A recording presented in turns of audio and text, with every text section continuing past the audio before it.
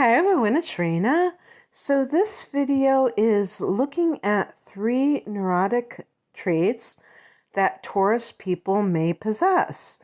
Obviously, I have to say may because it's not going to show up in every single person who is a sun in Taurus, and I would even say a moon in Taurus. But often enough where if you're listening for yourself or you're listening for somebody that is close to you, you might nod in agreement about what I'm about to say.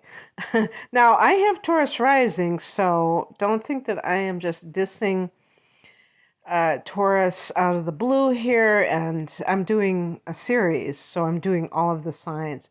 And it's really funny because one time I did another series on narcissists, and I was talking about some of these challenging traits that a particular sign, it might have been Taurus, I can't remember, but somebody wrote me a comment and said, well, other signs can do this too. Like they thought I was just dissing that one sign. It was pretty crazy.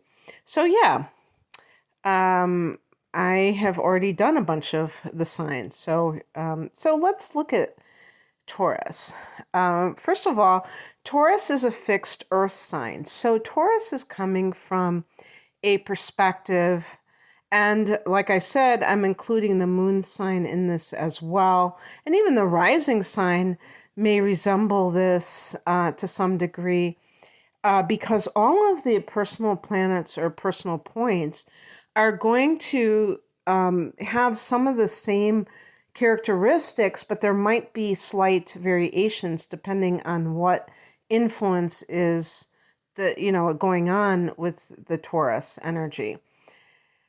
But definitely with the top 3, sun, moon, and rising sign.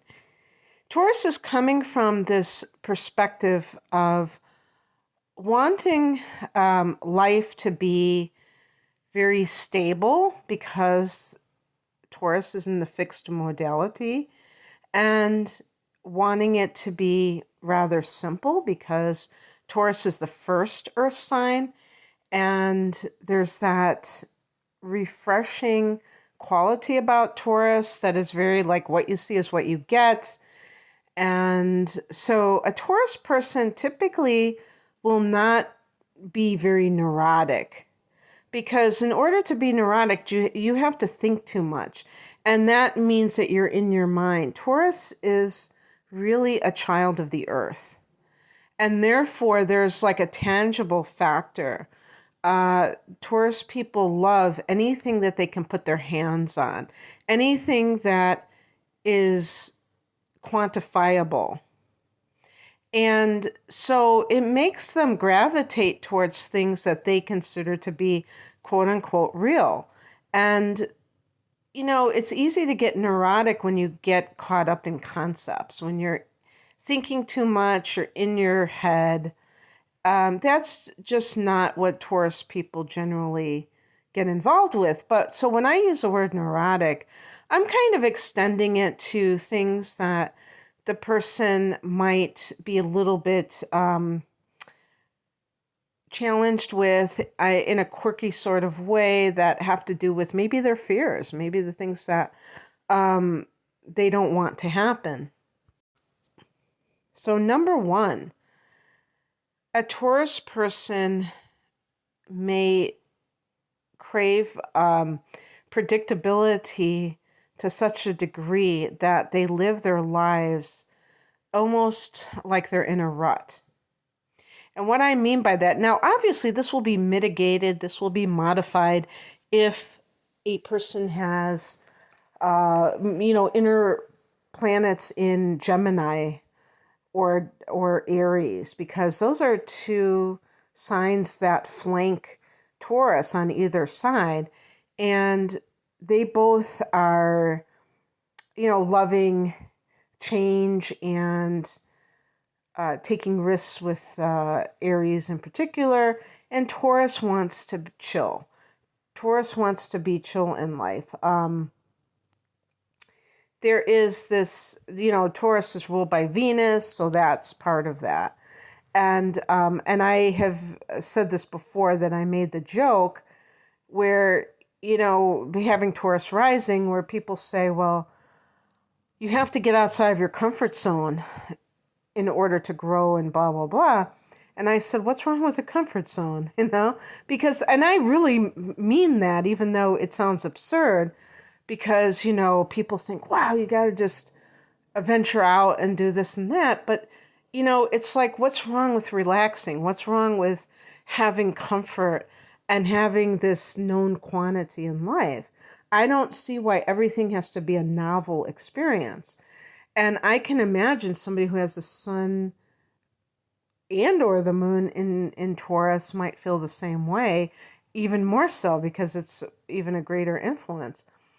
So yeah, and the reason that this can be problematic is that the person can get so set in their ways or stuck in their ways that they eat the same foods all the time and they never try anything new. It's almost like, and I know people who are like this, and it's almost like a phobia, like, oh my God, that thing is new. I've heard people that say, well, what does that taste like? Like something bad's going to happen to them if they eat something that tastes weird to them. Because that familiarity that can breed contempt, in that particular context, makes a person feel safe, but it can lead them to be very stodgy. It can lead them to be very stuck. And it can be taken to extremes. Let's put it that way. So the person, it could extend to different areas of life. I was even thinking like the person who dresses a certain way, like when they were in high school. And, I'm sure all of us have seen people. I would say a lot of them are women because women, tend to pay more attention to fashion trends and things like that, wear makeup and blah, blah, blah, but who wear the same hairstyle that they did when they were young. I remember there was this local politician, and she had like a beehive hairdo that Elizabeth Taylor wore in Cleopatra, and I think that was either early 60s or late 50s. That's how set in this ways this woman was. Now, I don't know what sign she was, but, and she was a piece of work, but, it was just pretty funny. Okay. And that can be a trait that other people see in you from the outside looking in. If they might even tease you about it and say, oh, you always do this, you always wear that. Might be even like a certain color. Number 2, Taurus people can be super possessive. And this is not a newsflash. A lot of people know this about Taurus. The reason I talk about it being neurotic is because sometimes, jealousy can be irrational. There can be jealousy that's almost understandable because if, let's say, your partner is cheating on you, I don't think it is like bizarre to be jealous of that. But on the other hand, if you're the type of person who every time your partner walks out the door, you're like, oh God, I wonder if he or she is cheating, then that could be like something that is extreme, excessive, and it could actually be a self-fulfilling prophecy if you're not careful. Because I've done, some sun, moon, or sun ascendant combinations, and I was just looking at my channel, and I had done one with Taurus and Scorpio. I think it was the sun and ascendant. Yeah, I think it was that. It was like Taurus sun with Scorpio ascendant, and I was talking about that, about the extreme jealousy, possessiveness, and the sex appeal of the seductive quality of Scorpio. But, Taurus, you can be, one of the reasons that you are possessive is because you're possessive of a lot of things, because Taurus rules the second house, which is the house of possessions. So it's very important that you are able to admit this to yourself, because there are probably plenty of Taurus people say, yeah, and this person is my possession in a sense because we're married and I have this license. See, I have this ring. So, of course, I own this person, and I don't mean it like that, but you know what I mean. And there are some people that might argue in favor of that mentality. But you know what I say? Of course, I have Venus in Aquarius, so that can be a lot different. You might have Venus in Taurus. I believe that we do not own any other person, even if you have that license. And we can't stop someone from leaving us, falling in love with someone else, cheating, none of that. And those things I don't think are okay, but they happen and people fall in love with other people sometimes. And a Taurus person, again, this goes back to wanting that predictability, wanting life to be manageable, where everything stays the same, everything is how it was before. As I record this reading, there is this transit of Uranus in the sign of Taurus. So I believe this is going to be until 2026. So this is really giving Taurus placements a lot more a desire for freedom and unpredictability, believe it or not. So if you are somebody who's born under the sign of Taurus listening before sometime in 2026, whatever month that is, you might be like, no, I really do want things to be different. And that could be because of this transit. So, and that's cool. That's wonderful. But just remember that life doesn't work that way. And that's not what we're here for. At least that's not what I think we're here for. I think that we are here for the purpose of growth. And I don't think that you can grow when everything stays the same day after day, like Groundhog's Day. And when it comes to relationships, trying to keep someone under your thumb, again, that can be a self-fulfilling prophecy, because people who are possessive, they are going to come off as controlling to the other person, and that person will likely rebel. Not 100% of people. Some people may see it as a sign of like, wow, this person really loves me. But really, it is this overbearing quality.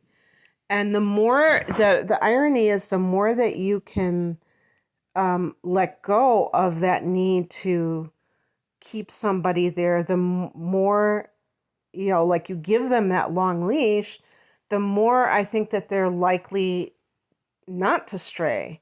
But if they feel like the other person is controlling them, that gives them fodder for rebellion. Now, of course, in an ideal world, everybody would tell their partner that they were unhappy with the arrangement and they wouldn't cheat. They would just be very above board about it. But some people, they are afraid of confrontation, so they do things behind the scenes. So you might not even know if that person is cheating, at least not right off the bat. So anyway, that's one of the other things that I see quite a bit, is that the person gets very possessive about a person that is close to them. And like I said, the Taurus rules the second house of earned income and possessions. I hope I said that. And so it can be because of that they have this mentality that is connected to their possessions as well. The number 3 way that Taurus people can be neurotic is through a materialistic perspective. Now, again, this definition of neuroticism is not really accurate for what it probably means, but I'm going to say having a orientation that is based around the person's things and the money that they earn. And that is, maybe that's how the Taurus person feels safe, especially the moon position, which can deal with that emotional need for safety for all the signs, like how they feel safe. With Taurus, it's going to be through their money and their possessions. And it's almost like it becomes this cure-all for everything that's wrong. If the marriage is failing, I'll buy this person a diamond bracelet and that's going to just solve the problems or something like that. So it's really, that type of mentality permeating every area of life, and not realizing that money doesn't solve all problems. Possessions don't solve all problems. If you get nice toys, getting a new dress, retail therapy isn't going to solve your unhappiness. And actually, if somebody is in a job that they really dislike, but they find themselves going to the mall or going online and buying things, although Taurus people would probably prefer to go into a store and be able to touch things, to be able to, the tangibility factor again, to see it in person, not just have this abstract thing on a website. That can sometimes be a trap. The person makes a decent living, but their job is very demanding, so they're always stressed out, or they work 60 hours a week or some other thing, that is very draining. And in order to make up for it, they spend their money on things that maybe they don't need, that can't really make them happy. So it becomes this vicious circle, maybe. So realizing what money and possessions can do and what they can't do is very important. And to be able to resist the urge to try to kind of fill the void through materialism. And it's interesting because I immediately thought of diets, like for instance, overeating, which sometimes Taurus, it's everything that has to do with the five senses in that sense, where, being overly indulgent can also be with the person's eating, like, rather than facing something that's going on, being too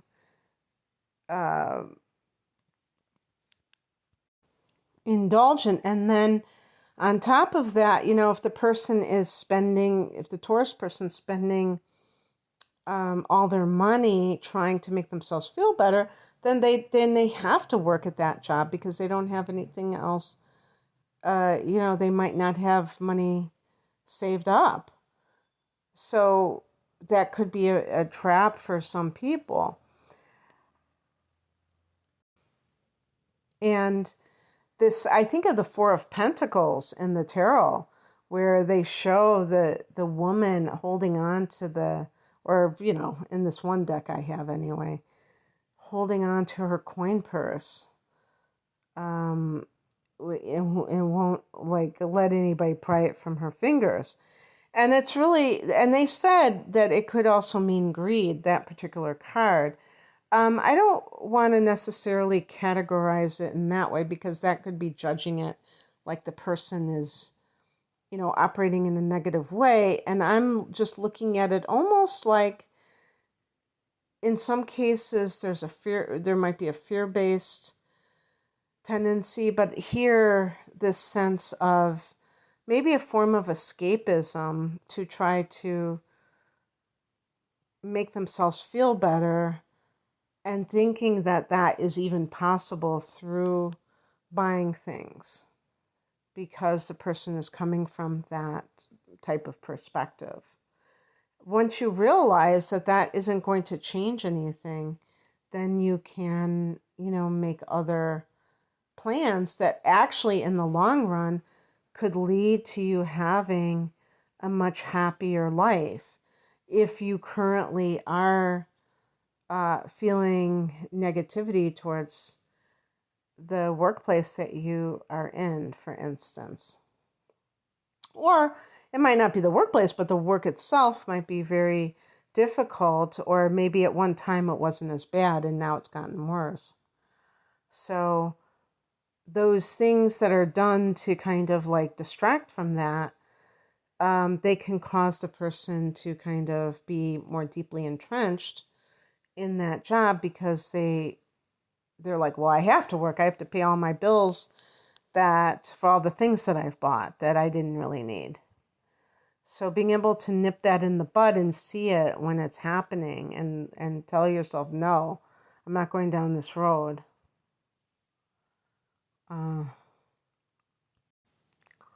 I think Taurus people at the very least would benefit from books, maybe videos online about minimalism, or there was a term back in the 90s called voluntary simplicity. I really like that term. And the whole point is that it makes your life richer because you're not just busy. A lot of times people are off working at jobs that they don't really have a passion for, but they're in that rut or in that groove of, making that money that they need to pay their bills. And this is about the voluntary simplicity movement is that you have more time to do what you really love if you don't have to work so long because you don't have as many things you have to buy. And it's the things that you buy that creates that need to work longer hours. So it's a very interesting philosophy that is now called minimalism. But I think I like voluntary simplicity better because it's not that you're doing it because you have to do it. It's because you want to. And that's a whole different type of vibe. Okay, Taurus, that's what I have for you. I hope that this resonated. If you would like a private reading, the link is below. Take care. Bye.